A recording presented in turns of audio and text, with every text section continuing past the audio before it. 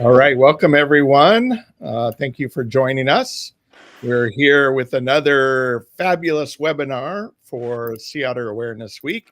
And to start us off, we have Heather Barrett from Sea Otter Savvy.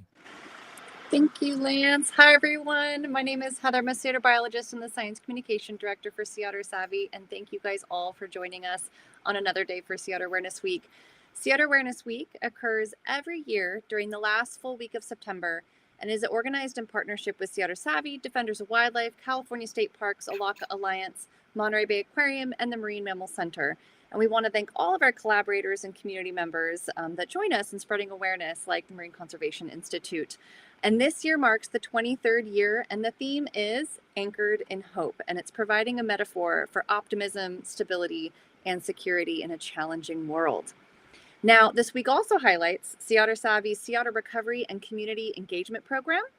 That's that next slide, highlighted by our We Were Here Sea Otter artwork, which educates communities and stakeholders who are missing sea otters and offers a survey for community involvement. So the southern sea otter range is currently from around Gaviota State Park in the south of California and to Año Nuevo State Park in the north, and that's in a little bit north of Año Nuevo State Park in California. Now, sea otters did once inhabit all along the Pacific coast. They are ecologically and culturally significant, and there's increasing discussion regarding potential reintroduction into historical habitats. And to move forward, government agencies, sea otter research community, we really want to engage communities and stakeholders, and we want to hear your perspectives. So if you are interested in sea otter recovery, please take the Sea Otter survey and share your thoughts. Your voice matters. The links and website and survey will be made available to you and will be posted with this video. And with that, I will hand it back over to Lance. Thank you, Lance, so much for doing yet another amazing Sea Otter Awareness Week event with us.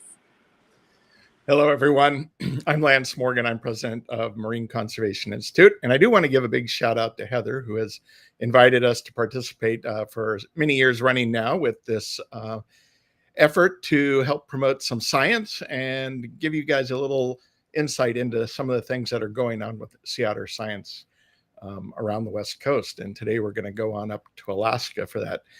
Marine Conservation Institute is a nearly 30-year-old nonprofit organization. I'm here in California and along the Sonoma coast, where I did my research in a kelp forest, except a kelp forest without any sea otters in it. So it's always hard to really know what's natural when the top predator is missing. So I've always had an interest in trying to learn a little bit more about, what's going on here. And of course, we've seen some urchin barrens and other things recently, which give us some pause about, what is actually a natural ecosystem here.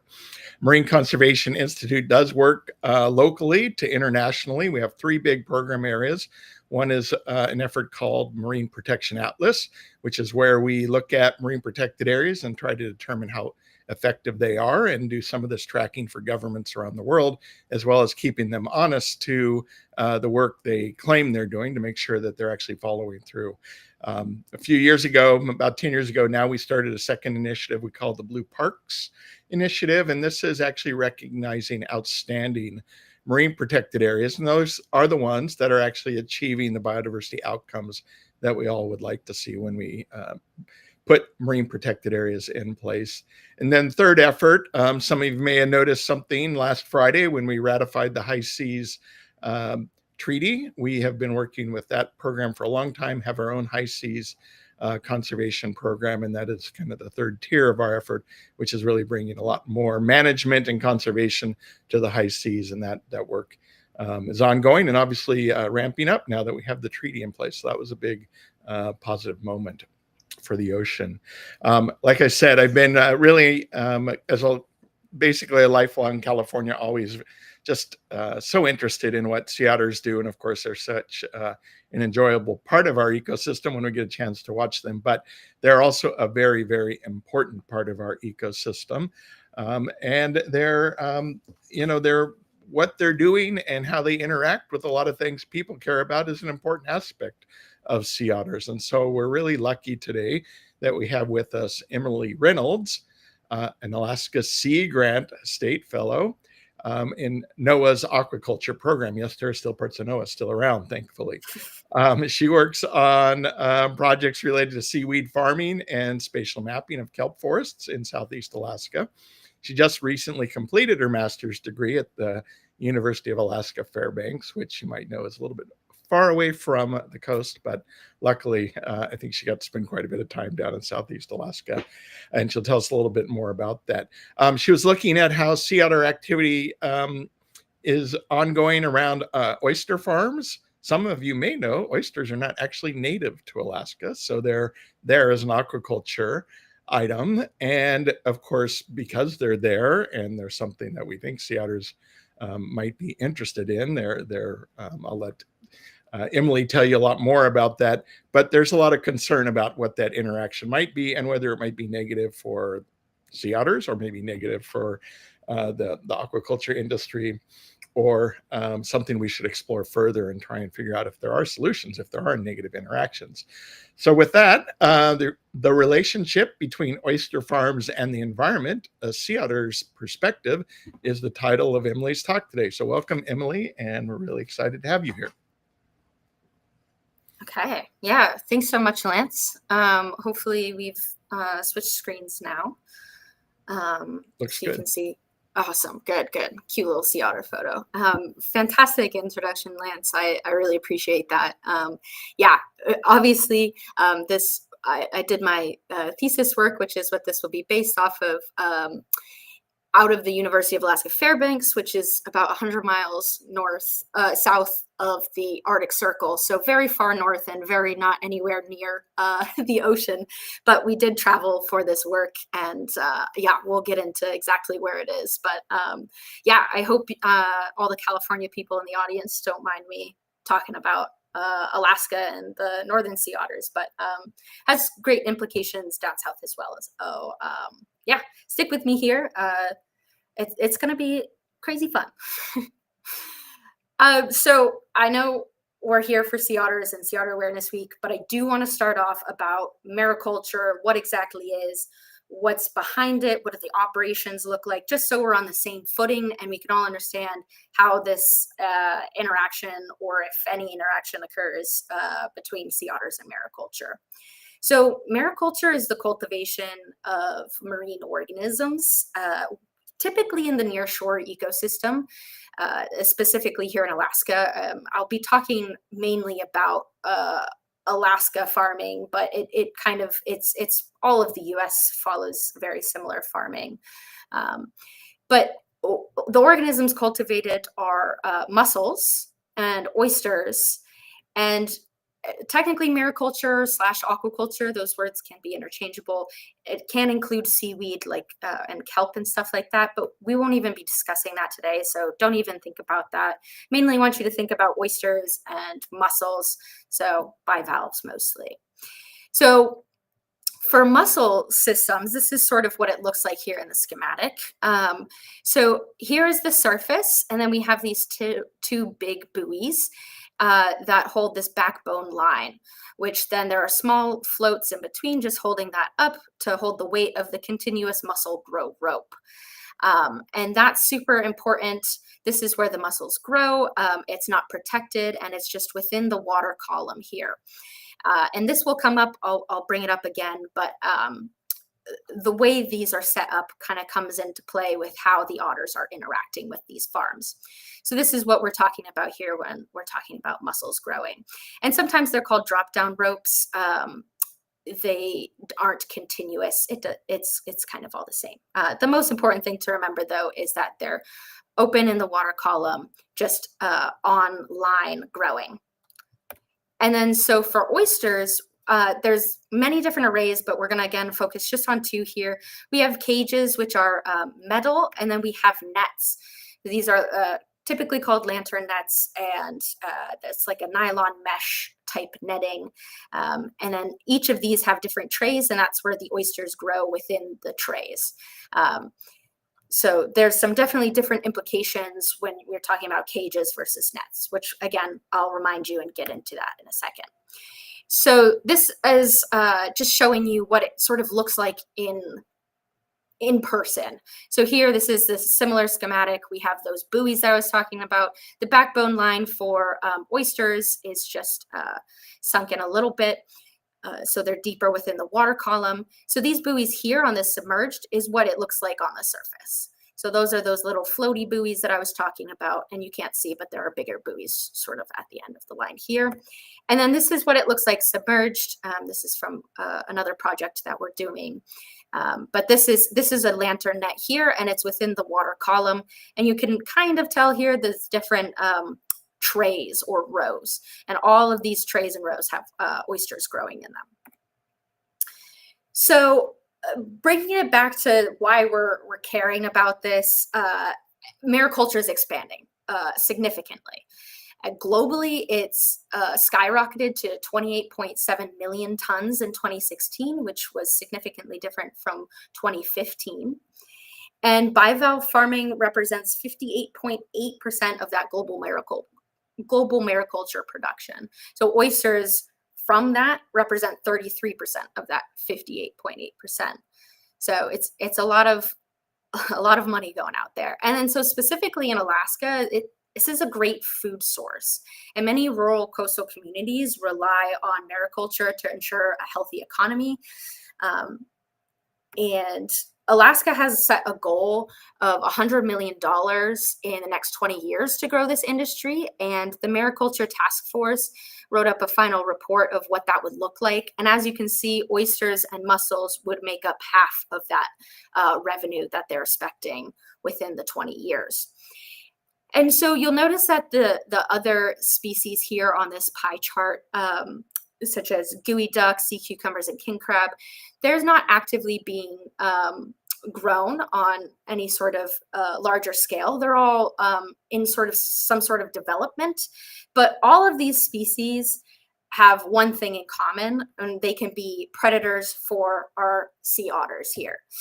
And the implications of this is incredibly important to understand, as we're having this expansion of mariculture within the nearshore, and otters are the top predators within the nearshore ecosystem and are keystone species, which we'll get into in a second. Right now, actually.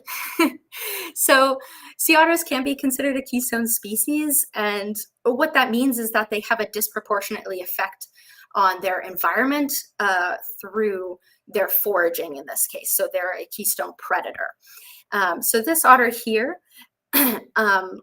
they consume about 20 to 25% of their body weight per day to maintain homeostasis. And the main reason is they don't have a lot of blubber, so they gotta keep a pretty high energy intake.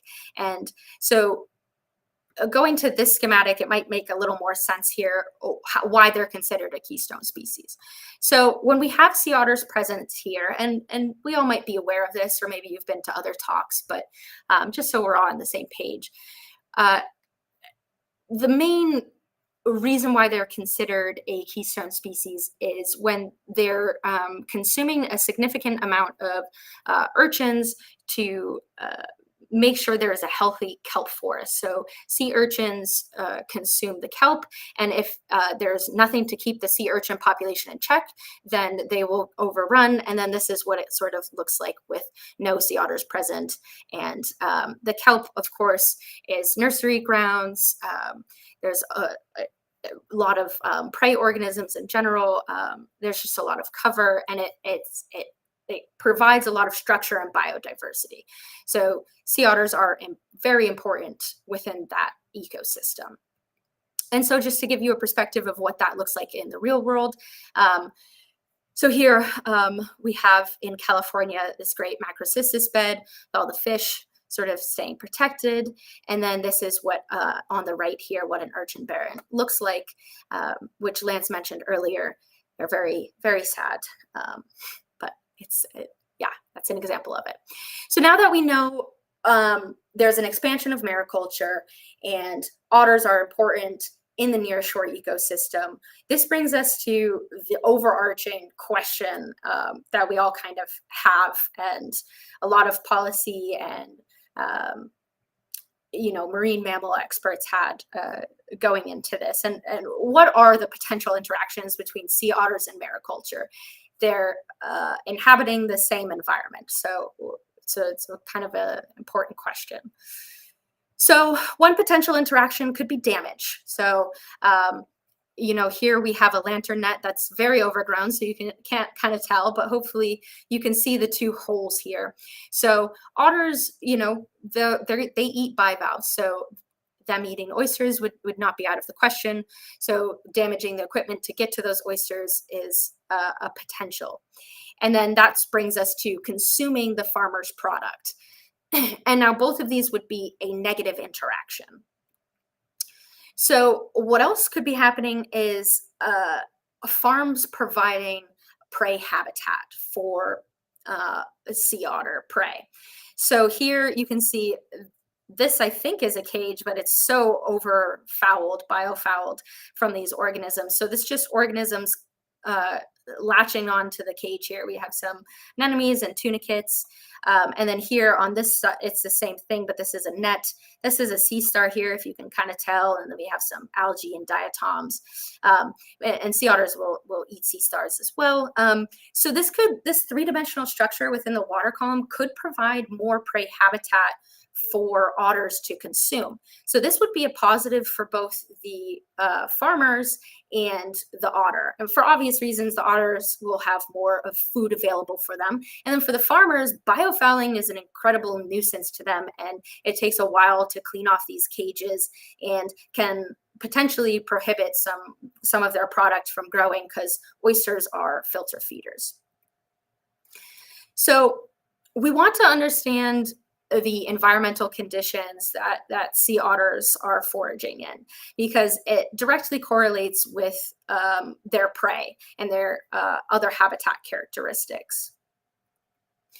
So environmental conditions to consider would be water depth. So sea otters typically forage, again, within the near shore, 0 to 20 meters. Of course, they can go deeper, but energetically speaking, that's a great depth range for them to forage in. The substrate type can have an important impact on the environmental conditions. The vegetation, we kind of went over that with, the kelp forests and it being healthy. That means there's prey around for them, so that's very important.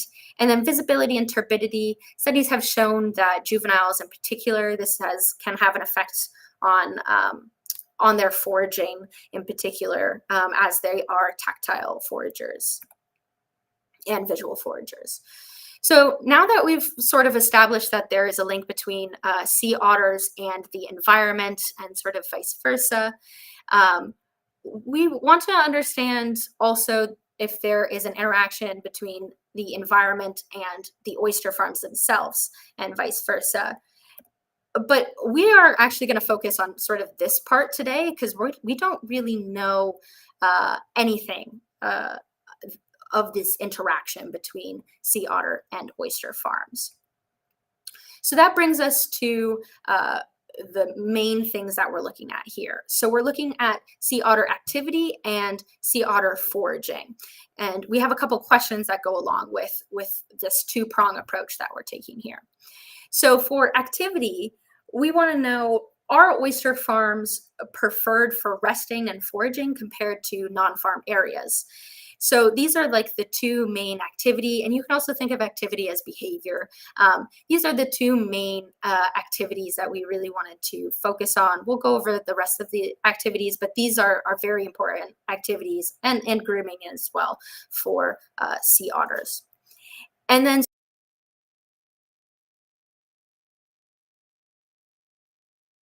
do sea otters prey on similar organisms? Again, is this three-dimensional structure, does it have a different array of prey essentially? Are there different prey types associated with farms versus a non-farm area? And then so the third question is, do sea otters have a higher forage success and prey abundance within oyster farms compared to the non-farm areas? Again, this is going based off of, the theory of we have more structure, therefore we have more prey items. So getting into my study sites. So here, this is Alaska up here in this panel here. And my study was in Ketchimek Bay, Alaska. It's south central Alaska. You can kind of see it here. And so if we go to B here, this is a zoomed in version of Ketchimek Bay at all my study sites.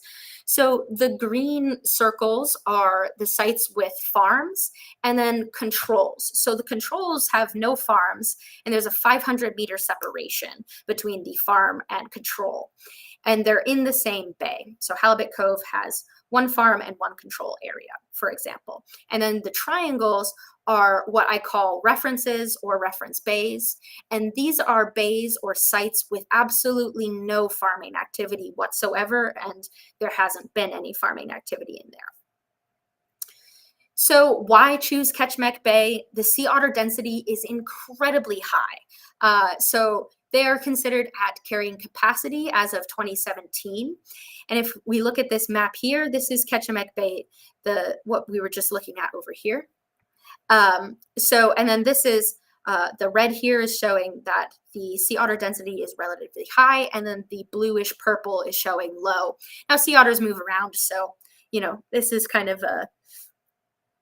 the heat map doesn't really matter, but there are a lot of otters here. They have an estimate, again, this is as of 2017, of 6,000 otters alone in this bay here in Ketchimek Bay. So getting into the methods, how are we looking at activity and foraging? So for activity, we are looking at scan surveys, and then foraging, we did targeted foraging observations. But let's first talk about the scan surveys. So scan surveys were done at the farm and controls and not the references. We just didn't have enough money to get to those bays. Boat fuel costs a lot of money. But anyways, so the scan surveys, we recorded the behavior, or again, activity of each otter within the farm and control areas. And we did that we scanned the surface of the water every 2 hours for, in 10 minutes, we would mark the otter's behavior down. And that gives us a general activity profile. So these are our activity categories. We have interacting, swimming, grooming, foraging, hauled out, and resting. So this is sort of what it's looking like. This is through my spotting scope. So this is, I believe, in my control here. These are 2 otters interacting. They're being very playful and just sort of rolling around with each other. This could also include like consorting or fighting, but we mainly see some playful behavior here. And then swimming. So this is kind of self-explanatory, but for an otter in this study to be considered swimming, it can't be during foraging, and it can't be during grooming. We'll get into why that's kind of important factor there, but this is sort of what swimming behavior looks like, not during foraging. And this is grooming. There are many grooming behaviors, but as you can see, this otter is just kind of with his little paws. Sorry for, it was hard. This otter was going fast. So sorry for the bounciness. But the grooming is very important for them. So they stay warm. They have a nice air layer between their fur, so they stay nice and insulated and warm. So this is very important, and they do a lot of it. But and then this is foraging. So as you can see, the otter is looking around for any danger typically, and now the otter will use his hind feet to jump out of the water and arch like that. So that's to overcome their positive buoyancy from their lungs. And as you can see, this is an incredibly distinct dive, and is really like when I start recording when they're about to forage and bring up food.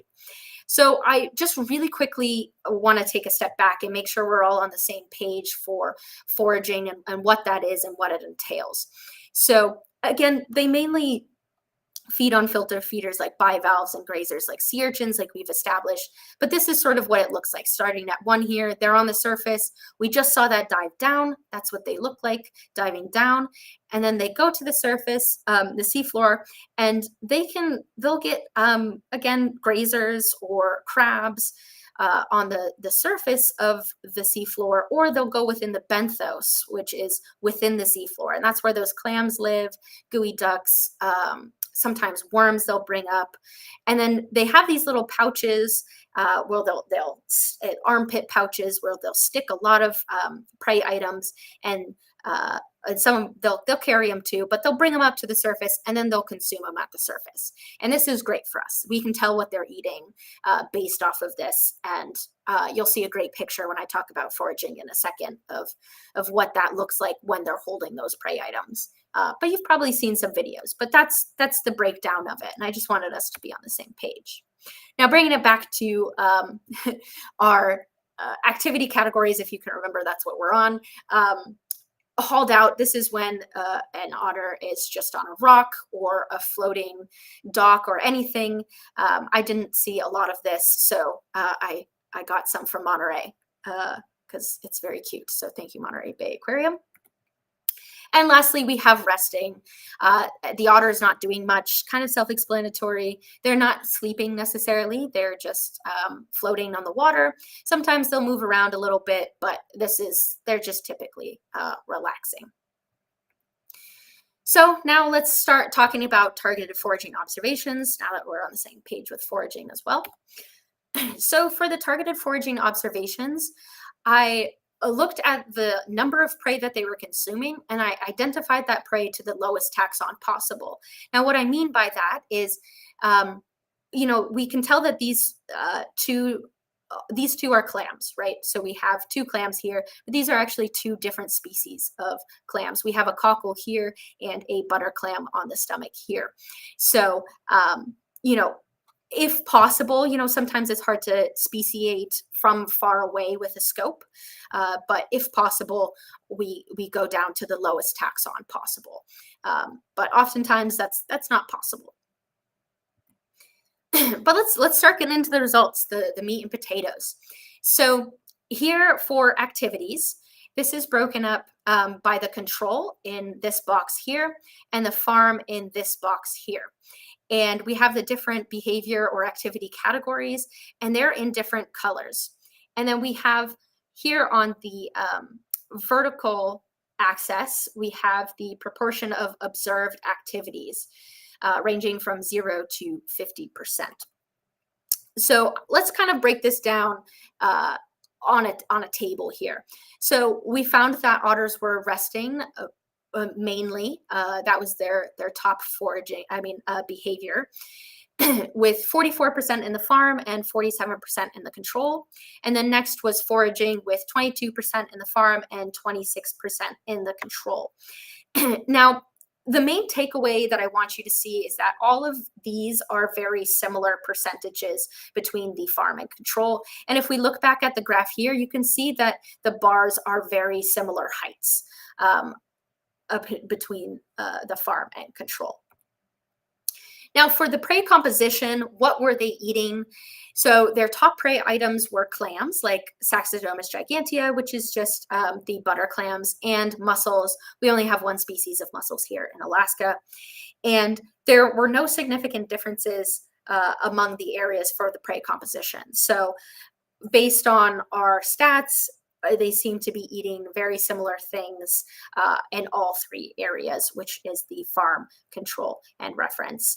And then these pie charts are obviously broken up by sort of bigger groups like clams, crabs, mussels. But yeah, you can see that if we focus on the turquoise here and pink areas, you can see they make up most of the pie chart. And of course, we had some unidentified prey, which we'll kind of get into in the discussion section. And then so for foraging success, we considered success as prey captured and brought to the surface. So if an otter brought up just one prey item, which they typically don't, they'll bring up like 5 to, it can be 20. It kind of depends on the prey item. Then we consider that successful if it's just one prey item brought to the surface. So the average success rate by area here for this graph, so we have it by farm, control, and reference. And as you can see, they are highly successful, not dipping below 90%.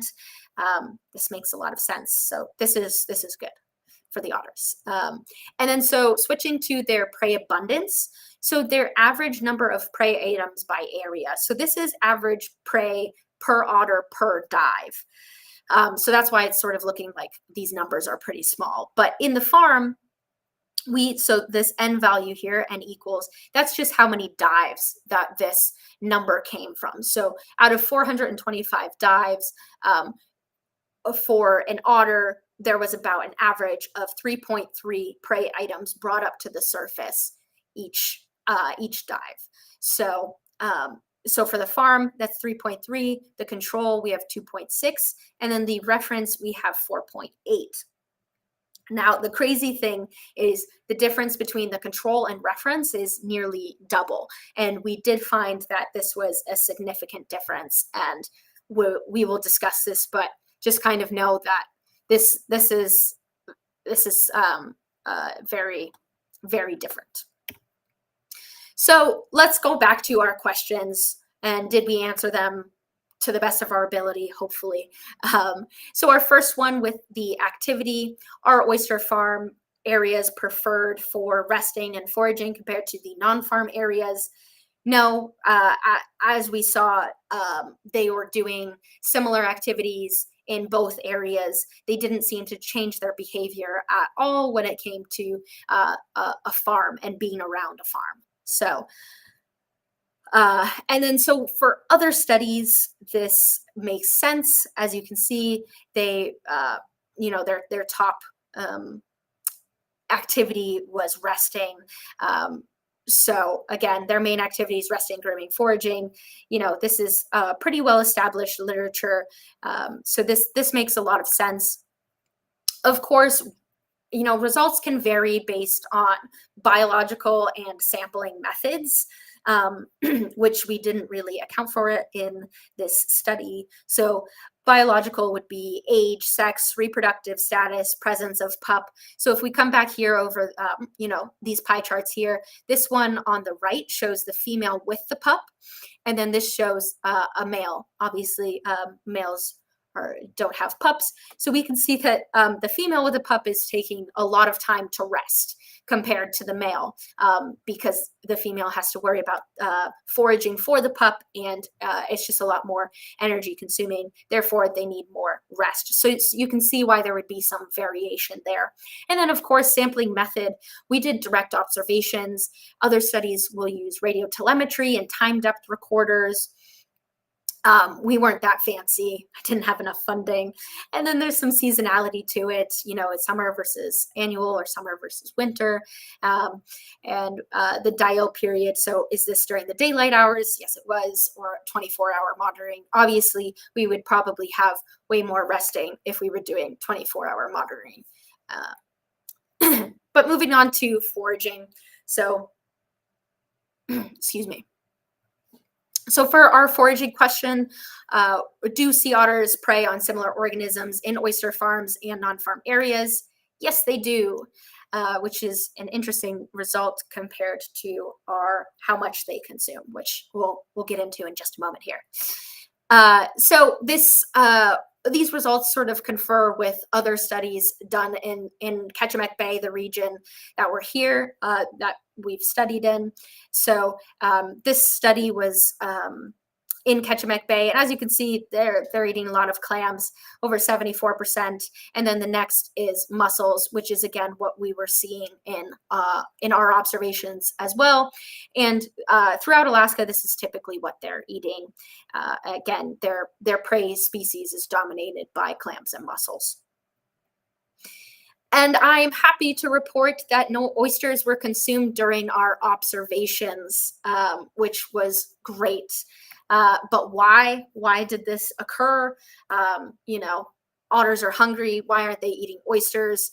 I do want to note that just because we didn't observe it doesn't mean it's not happening.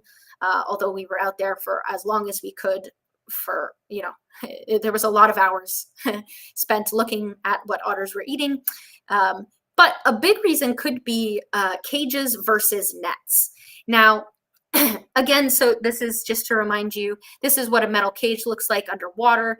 It's metal, it's very rigid. Otters would not be able to break into a cage versus a net here, which hopefully you guys can see the holes make it. I don't know if you can, but there's distinct holes here.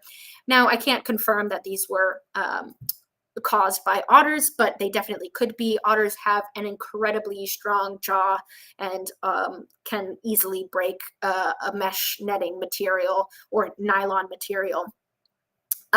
So all of our farms our study farms for this project, all use cages and or are transitioning into using cages. So that could be a big potential on why I didn't see otters consuming oysters.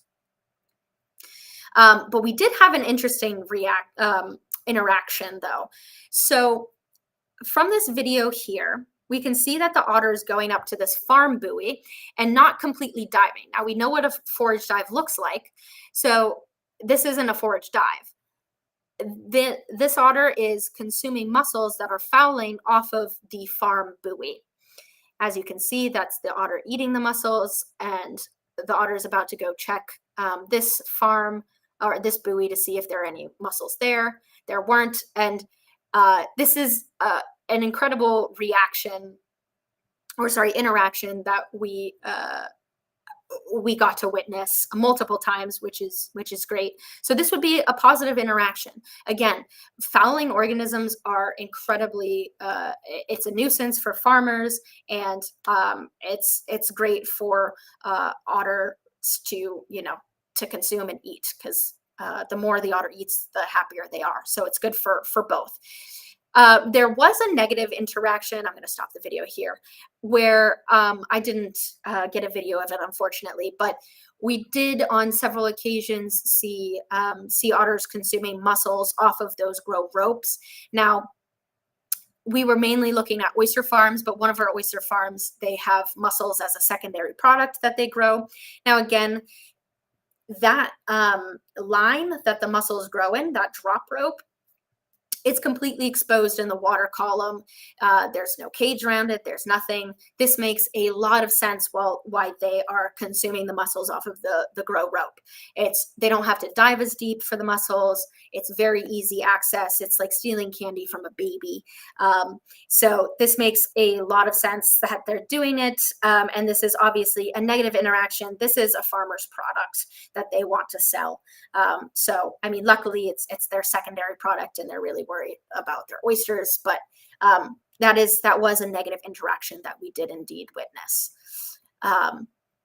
But sort of switching gears here to our third question, do sea otters have higher foraging success and prey abundance within oyster farms compared to the non-farm areas? Let's just focus on the success part of this portion first. And no, they don't have a higher forage success comparatively because they just have a high forage success rate. In all areas, it ranged from 91 to 93% success rate. So there's no difference in success between a farm and non-farm area. And high success rates are common among sea otters. This is an example study done here in Alaska. And as you can see, these are different study sites, but just kind of focus on this part here. They're pretty high success, ranging, from high 60s to all the way to 100% success rate. And these are just their observation numbers. But, otters are quite successful foragers. So they're all set there. Farms are not, there's nothing to do with farms there. And then going back to the prey abundance portion of this question, this is harder to tease out, right? Because we saw that there was a difference in prey abundance. So there could be a few reasons why this could be. And sort of what we're theorizing here and what we're postulating is there could be two big factors here. There could be varying environmental conditions and prey availability. And likely it's sort of an interplay between the two, because we sort of established, again, that, it depends on habitat characteristics, right? The habitat characteristics that we mentioned previously influence prey diversity, relative abundance, foraging tactics, and all of that. So let's kind of start off with prey availability. Now, stick with me here. So if one area has more mussels available versus crabs, then the otter will need to consume more mussels to meet their caloric intake, that 20 to 25% per day. They'll need to consume more mussels. Now, if they have a bigger prey item like crabs, then they'll need to consume less. So again, this is all dependent on the size of the prey, but you can see how this would skew, the numbers here on how many prey items they're bringing up per dive. And then so on the other side, we can look at mussels versus infaunal bivalves like clams. So again, you need a lot of mussels to consume versus a bivalve or a clam that would be more nutrient rich. So you can sort of think of this as more of an appetizer, and this is like a full dinner plate for them, type of deal. So that brings us back to, again, the reference had on average a higher prey abundance compared to the control, nearly doubling it.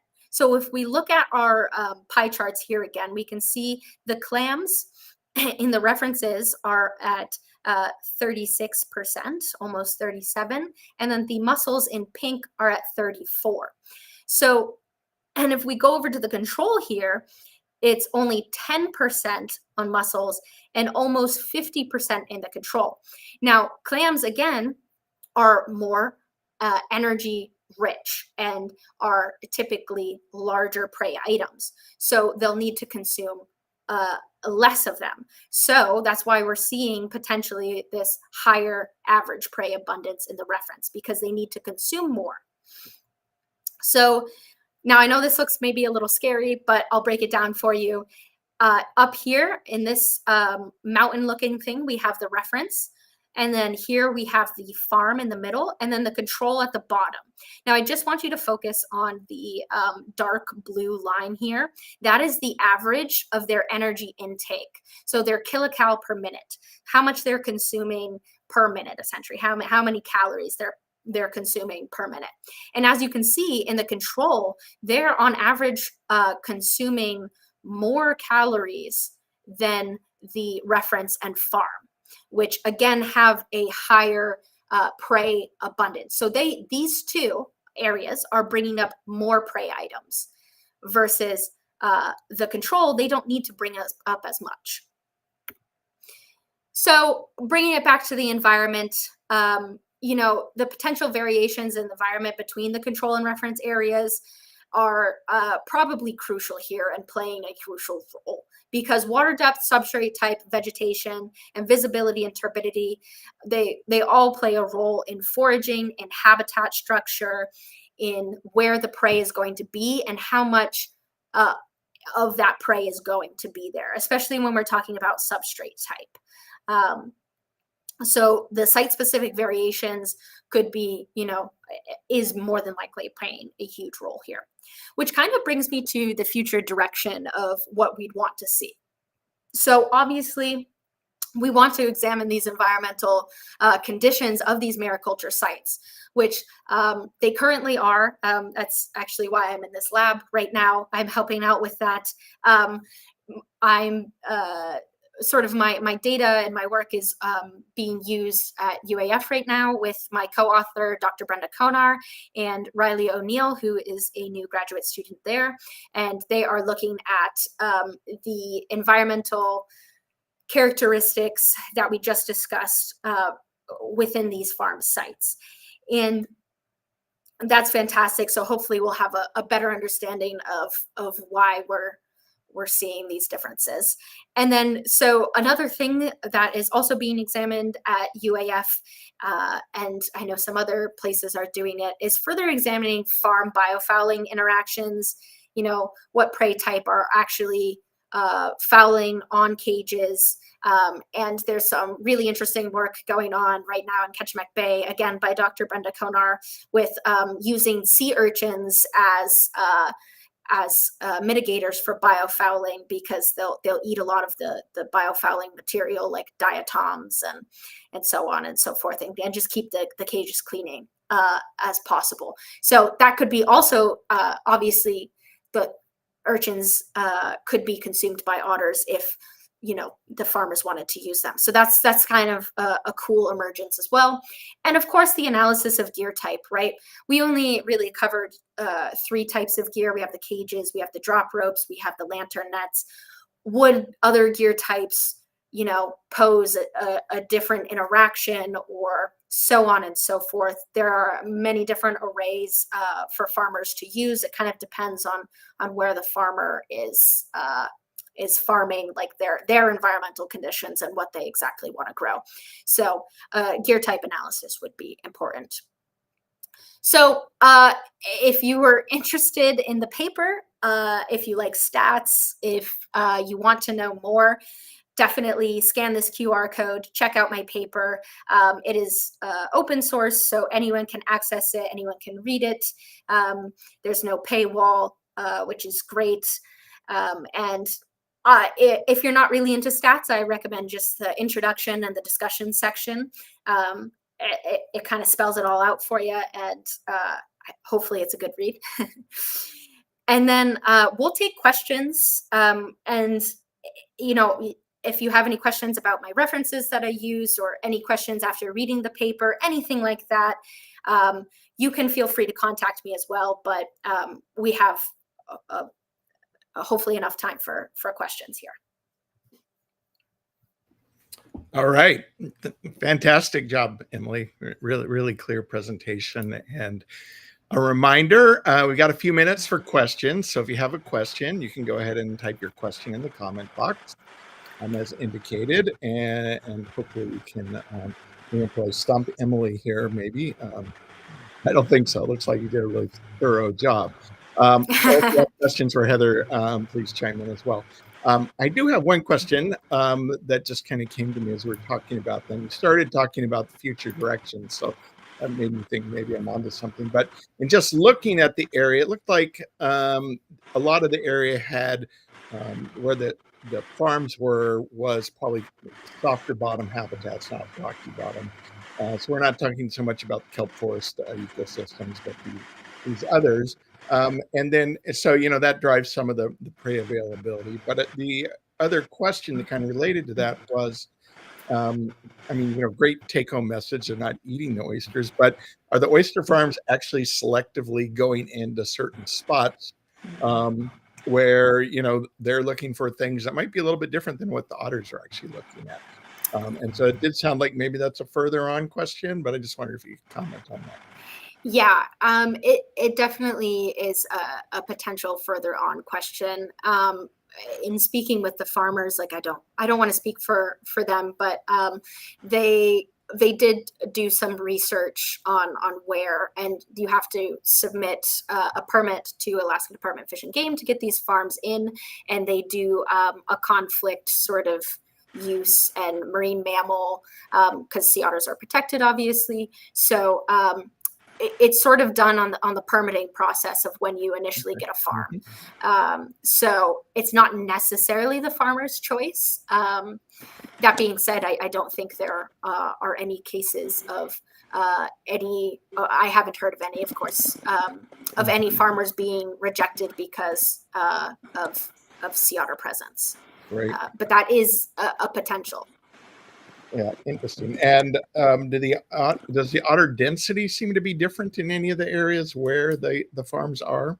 A lot about different availability things. I just wondered if the different numbers of otters in those areas. That 2017 study that I was talking about that had them at carrying capacity 6,000 otters. They did, so that's done by an aerial survey where they just fly over really low and get footage, and then a poor technician counts it. So it's very grueling work. And so USGS does that here in Alaska, the United States Geological Survey. And they did another flyover in 2021 in this area, but they haven't released it yet. So your guess is as good as mine. Anecdotally, I would say that I did have one site that had noticeably more otters. It's not actually something that statistically we looked into, though. No, just because also otters move around a lot. So yeah. So we had an equipment tech question. What was your spotting scope, and how did you get those great videos? And what kind of cameras did you have? What was your system like? Yeah. So I used a Questar scope. It's really old. It's a spotting scope, typically used by birders and sea otter forage experts. I wouldn't recommend it. It's a mirrored scope. So left is right and right is left. It's quite confusing. But I believe it was a 50 by 80 focus on that. And the history of this Questars is amazing. So it's been used for sea otter work for decades, and the reason is because originally that type of scope is actually for looking at the stars. So you can look at sea otters that are kilometers offshore, and is why it was used that way. So I agree, if you are going to be looking for sea otters and you just want to go look for some sea otters, don't get a Questar. That thing is very confusing. It takes a lot. Like, you just get used to it. I think, Emily, you probably were like, I know what I'm doing. But if it's your first time using it, it's very confusing. So stick with the standard scope. But that's what most sea otter biologists use if they're out in the field, is a Questar. Yeah. And if I were to choose a better scope, I would choose like a Vortex. Mm-hmm. Oh yeah, that's a good example. Oh my gosh, That's such an old photo. Yeah, so that's sort of what we sort of got dropped off on rocks by boats, and we're left there. And then I would that's what the scope looks like. And then so for the videos, why they're so terrible, honestly, and it's just done through my iPhone camera, and I just put it where my eye is right now. I just kind of put the camera lens, my iPhone on it, and take a video. So nothing fancy there. This is we didn't have a lot of money. Right. And then I did have binos. They're a Maverick. I don't remember that's the brand. I don't remember exactly. Yeah. Well, that explains why we had a little peephole video. Yes, yeah, that explains why you had the people video. Yeah, but they were good. They were cool. All right. The next question was, were there other things that farmers have done to stop sea otters from eating through their baskets or in their cages, or have they kind of evolved to this system? I don't even know how long all this aquaculture has been going on up there, but I assume it's a lot of trial and error to get to the things that work the best. Yeah, there's a lot of trial and error. There was a farmer here that did report an otter going into his nets, and he since stopped operations. I don't know the reason. Could have been a factor, but there are no mitigations as of right now, other than that farmers recognize that cages are less likely to tear, and yeah. So that's sort of their only mitigation is just use cages over nets. They are more expensive though, so it is at the cost initially of the farmer. Yeah, I'm sure that it's hugely expensive. So I have a different question, which is, you showed the picture of the otter kind of with the mussel in its mouth and kind of crunching it, and it had the big clam open. It was kind of, eating it out. And so they must have a lot of different strategies to get these things open and eating them. And I wonder if you might talk a little bit about how they eat these different bivalves, because some of them are really, I mean, they're hard shelled, they're thick shelled, they're very hard to get open. So how do they get at them? Heather, why don't you take this one? Yeah. So honestly, with sea otters, it depends on the individual. And at least in areas where there are lots of sea otters, where there's lots of overlapping individuals, they actually can start to specialize in the specific species. Now, I just know for California, we do have like the 5 different main categories. I think Alaska probably has slightly different ones, but you'll definitely see that some might just be crab specialists. Some are going to be mussel specialists. Some are going to be, that's how they kind of break it down. And the reason why you would specialize, especially if you have lots of neighbors that like to eat the same thing as you, is one, it kind of gives you a little bit of a niche market, right? The other aspect of that is you become a master of it. Okay, so sea otters run hot, they're burning through calories like an athlete, and so time is calories. So the more efficient you can be eating something. So I imagine the otters that are eating whatever, what you're watching, they were just like, I know what I'm doing. I'm going to keep going. And for those that have, specifically with mussels, you do see sea otters that will pick up a tool. So sea otters are a species that can use tools. Again, that's very individual, like certain individuals do. That's not necessarily every sea otter will, but depending on what they specialize in, they'll pick up a rock, usually kind of flat and anvil-like. They'll, at least, the ones I see, they'll take their back flipper and they'll kind of put it up on their back flipper and they'll use it. Someone will put it on their chest and they'll hammer it. And so you'll hear this knock, knock, knock sound. Even if you don't see a sea otter, you can hear that knock, knock, knock. You're like, someone's eating something. So that's always really exciting to see and hear. Others, though, like when it comes to clams, what they can do is their paws are so strong, is they'll actually bottle cap them if they're small enough. If the big ones, they will actually cut, like their teeth are also incredibly strong. They will put a hole through kind of where the hinge is. But for the smaller clams, what they'll do is they'll take their paws on either side and you'll watch them and let's go bottle cap it. And so they break the hinge and you see and they slurp and then that goes. And they can just do lots of those really, really quickly. Right. And that those techniques, once you're like really good at foraging observations, you sort of learn. You're like, what is that? What kind of bivalve is that? Once you see that, I'm like, that's a clam. Yep. That's a clam. I know that. Right.